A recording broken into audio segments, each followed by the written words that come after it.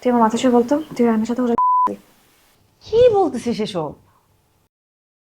আমি জানি আমাদের মধ্যে ঝামেলা আছে, কিন্তু এটাও জানি যে তুই আমাদেরকে ফ্রেন্ড ভাবিস।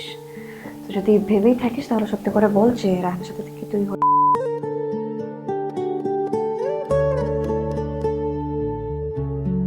রত্না, চুপ করে থাকিস না। যদি তুই চুপ করে থাকিস আমি ভেবে নেব যে এটাই সত্যি।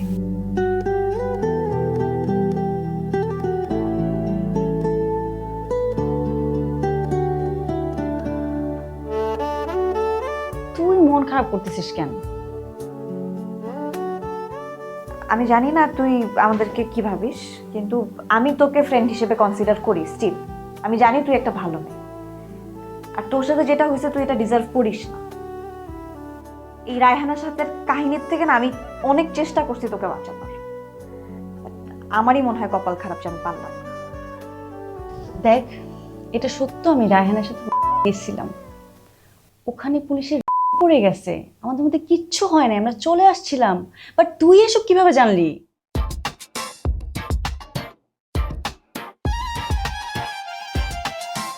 Am nächsten Bierschnitz. Der Bierschnitz.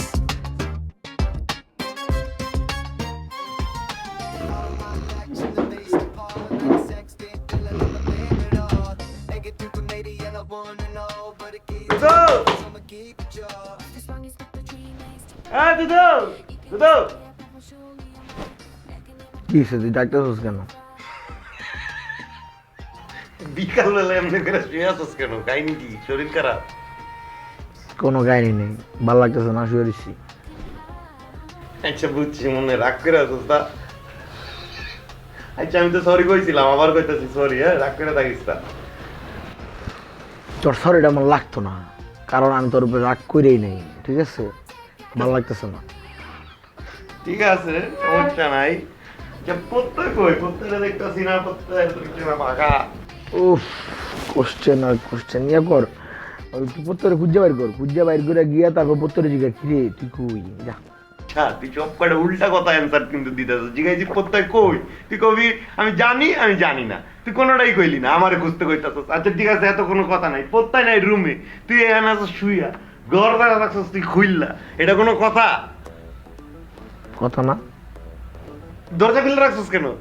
কারণ আমি চাই যে আমি খাতা মুড়ি দিয়ে ঘুমাই যাচ্ছি, এটা যেন হোস্টেলে সবাই দেখে, দেখে যেন সবাই বলে ওয়াও দুদু ঘুমাইতেছে। দুদু ঘুমাইতেছে এটা নাকি সবাই দেখবো? আচ্ছা তুই তোর কি হয়েছে, তুই ফ্যাট করে উঠতেছস কেন?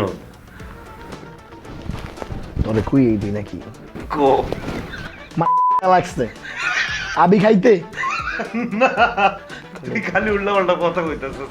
এখন খেয়ে পাছস কেন তুই? আচ্ছা তুই আমারে ক, কাহিনী কি? কাহিনী কি? কাহিনী তোরে কইতে গিয়া আমার আর অনেকগুলো অক্ষর খরচ হয়ে যাবো জীবনেতে, মানে চাইতেছি না। যা, একটা কথা কবি না, যা। তুই কিন্তু আমার সাথে একটা ফালতু কাহিনী করে লাইলি। আইলাম ভালো মতো কথাবার্তা কমু, যাইতাছি কিন্তু আমি যাইতাছি, এই তোর জেবিএলটা কই রে? তোর জেবিএলটা দে না, আমি যাই একটু গান টান শুনি। জেবিএলটা দে। জেবিএলটা দিয়ে একটা বাড়ি মাইরা মাথার মাছ বরাবর ফাটালাম, তোর রক্ত পড়তে পড়তে কানতে কানতে বাইর যাবি। তোর ই আছে না ওই যে কি লাগ আছে একটা গলার মধ্যে ঝুনঝুনি নাকি, হেরে দেয়া হন গা, তোর জেবিএল দেখুন তো এসে নেই। তুই আসলে একটা ফাউল বলা, বুঝছো দুদু? যে ব্যাপারটা করলি না, আমি চলে গেলাম। আমুন আর দেই তোর রুমে, আর আমুন আর।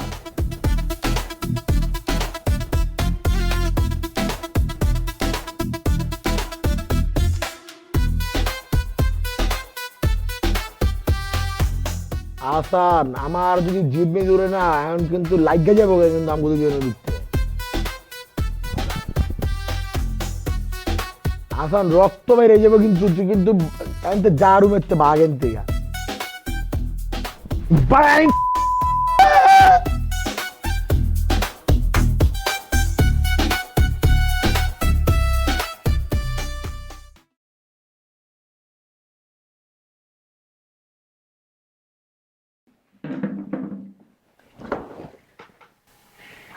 কি রে? তোর সাথে একটা ইম্পর্টেন্ট কথা আছে। তুই আমার মাথা ছুঁয়ে বলতো, তুই রায়হানের সাথে ওরা কি বলতেছিস এসব?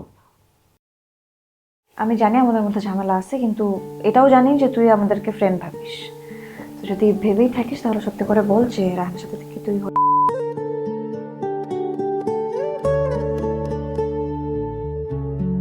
রত্না, চুপ করে থাকিস না। যদি তুই চুপ করে থাকিস আমি ভেবে নেব যে এটাই সত্যি।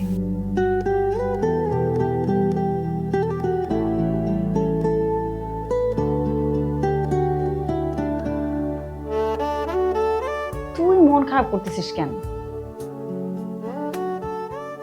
আমি জানি না তুই আমাদেরকে কি ভাবিস, কিন্তু আমি তোকে ফ্রেন্ড হিসেবে কনসিডার করি স্টিল। আমি জানি তুই একটা ভালো মেয়ে, আর তোর সাথে যেটা হয়েছে তুই এটা ডিজার্ভ করিস না। এই রায়হানার সাথে কাহিনীর থেকে না আমি অনেক চেষ্টা করছি তোকে বাঁচানোর।